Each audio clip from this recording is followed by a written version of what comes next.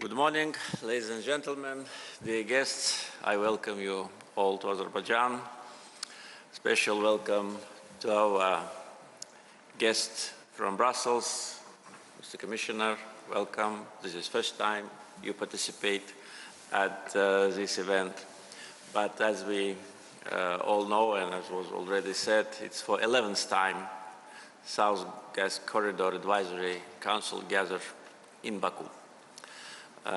Initiated by Azerbaijan and supported by European Commission, this important gathering played a crucial role in elaborating approaches to energy security, addressing the issues of energy security, and coordinating our joint efforts.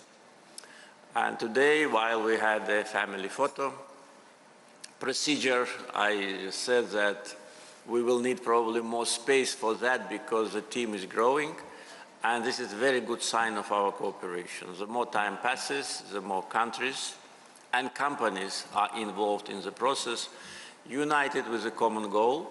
First, to strengthen cooperation, because without cooperation, none of the energy security projects would be possible. And second, to provide energy security for themselves, for their neighbors, and for the partners. And I think the very positive spirit of partnership and cooperation which unites us is a clear demonstration of our responsibility. Responsibility of producers, transitors, and consumers. And of course, the balance of interest between the three major actors of this process, with the support of international financial institutions, made our stories success stories. Countries, their governments, investors, companies, leading international financial institutions. So this is our team, and the team is growing. It is clear today, more than ever before, that energy security is an integral part of national security of countries. I would also say that today we can talk also about industrial security, because in order to develop industries, we need energy resources, we need petrochemicals, we need fertilizers, and Azerbaijan is a producer and exporter of crude oil, natural gas, oil products, petrochemicals, and fertilizers.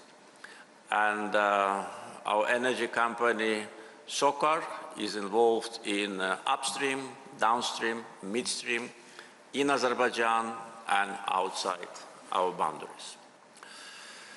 Azerbaijan for many years was and will be a reliable partner. And as High Representatives of European Commission noted, Azerbaijan is a reliable partner in the field of energy and a pan-European gas supplier. This is true. Geography of our gas supply is growing. Since our last meeting here in Baku, at the 10th Advisory Council, 5 more countries became recipients of our natural gas. Today, Azerbaijan supplies natural gas to 12 countries. 10 of them are European, 8 of which are members of the European Union. And the geography of our gas supply in Europe will definitely grow, because today we are already involved in creation of gas distribution network of some European countries. Some of them do not have it, some of them need to expand it, and Azerbaijan, as investor, is planning to do it. So geography of our gas supplies definitely will grow through different ways, including interconnectors. And of course, we need to think about joint efforts in expansion of the existing gas pipeline system. Southern Gas Corridor is a tremendous success story of all of us, 3,500 kilometers integrated pipeline system today is the main artery for energy security for many countries. And now it works full capacity, whether it's South Caucasus pipeline, TANAP or TAP, three integral parts of Southern Gas Corridor, fully packed. So we need to expand. And for that, we will need, of course, financing. And we come to a very important point, which we raised on several occasions, that international financial institutions, those who decided to stop financing fossil fuel projects, probably will reconsider their policy, especially taking into account the huge geopolitical change which we all witness. Because without that, any further investments in transportation infrastructure and even in upstream will be very problematic. We have great experience in combination of corporate financing and borrowed money, which made it possible to implement huge projects of production and transportation. ACG, Chardonnaise, Abcheron, these are oil and gas fields which today provide energy security for many countries, and many more oil and gas fields will be operational within several years. The contracts have been signed, the working program has been approved. Construction of pipelines also. Baku-Tbilisi-Ceyhan, Baku-Supsa oil pipeline, Southern Gas Corridor, all that was done in cooperation, as I said, of all the actors. So when the policy to stop financing fossil fuel projects is introduced, so this sends a signal to investors, to companies, to countries, which is not positive. So I think this is an important moment which probably will be discussed, and we hope that despite a very ambitious green agenda in Europe, fossil fuel producers and fossil fuel as an important factor of energy security will not be forgotten and will not be discriminated. And actually that was our message at COP29 when Azerbaijan hosted this global international event, that there should be no discrimination, there should be no dividing lines between countries rich with fossil fuel and those who don't have it. On the contrary, countries rich with fossil fuels, those who invest in renewables must be praised, not to be attacked. So I think that if this important issue is addressed, that will make life of producers easier. At the same time, the long-term contracts process also is important, because we all know that energy projects, oil and gas, they need a lot of investments, and you recover investments in many years. And by the way, until today, what we invested in Southern Gas Corridor as a country still was not recovered. We still did not reach the zero balance. Therefore, we must be sure that our gas will be needed in Europe, which is our main market, for many more years. If we don't have this guarantee, so investors will not invest, and the country will not invest, so there'll be a big shortage of natural gas. Our reserves are known.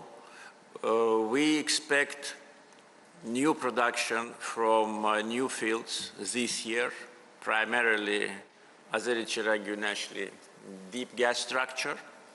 And also we are, I think, in the final stage of coming to an agreement about expansion of production from Abcheron field, moving to phase 2, which will add to existing 1.5 another minimum 3 BCM. So this all is possible, but this needs, as I said, these two important factors: physical transportation infrastructure through interconnectors and through expansion of Southern Gas Corridor, and reliable prognosis and reliable, partnership, because in partnership all sides must be reliable. With respect to our green agenda, as I said, we managed to combine these two important factors, satisfying the needs of our consumers. And by the way, since Azerbaijan and European Commission signed a declaration on strategic partnership in the field of energy, our gas supply to Europe increased almost 60%. That declaration was signed by President of European Commission and myself in middle of 2022. In 2021, our gas supply to Europe was about 8 BCM. Last year, it was almost 13. So it is more than a half of our total export, which is 25 BCM, and which will grow. So it is a substantial amount already today. And taking into account our plans to engage new fields and also to increase production from existing gas fields, definitely we will have much more gas for our consumers. And if we add our green agenda, which will save us a lot of natural gas, so we can imagine that Azerbaijan will play even more important role for our partners with respect to energy security.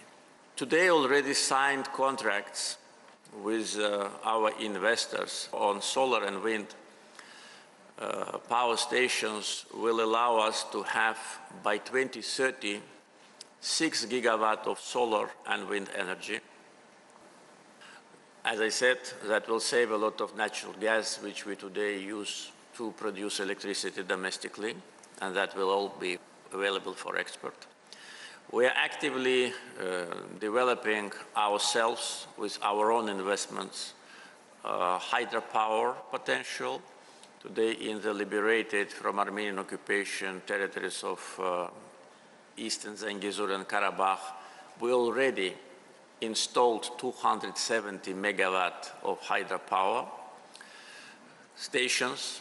More than 30 small hydropower stations have been already inaugurated. And in the next maximum 5 years, this number will grow up to 500 megawatts with additional 30+ small hydropower stations. So that will eventually, by 2030, create energy potential of 6.5 gigawatt. And just for your information, today's Azerbaijan's installed capacity is something more than 8. So we will almost double our potential to produce energy from renewables within next 5 years. And of course, today I'm sure at the session of Green Energy Advisory Council, the green cable from Azerbaijan to Europe will also be discussed. As far as I was informed, the feasibility study of that project is in the final stage. So after it is fully completed, then definitely the practical negotiations will start again with respect to the financing. And of course, we can anticipate that there will be no restrictions from financing the green energy projects, but I think it will be important to upgrade these projects within European institutions to the project of common interest, because this is how it is. So probably I will conclude now, once again, expressing deep satisfaction with the results we achieved, with the active format of our cooperation. Yes, we gather once a year in Baku, but throughout the year, there are numerous events, numerous meetings, conferences, bilateral, multilateral partnership formats, which actually create the synergy. And as always, at the Advisory Council, we review what has been done during last year and plan our future steps. So I wish both councils success. Thank you.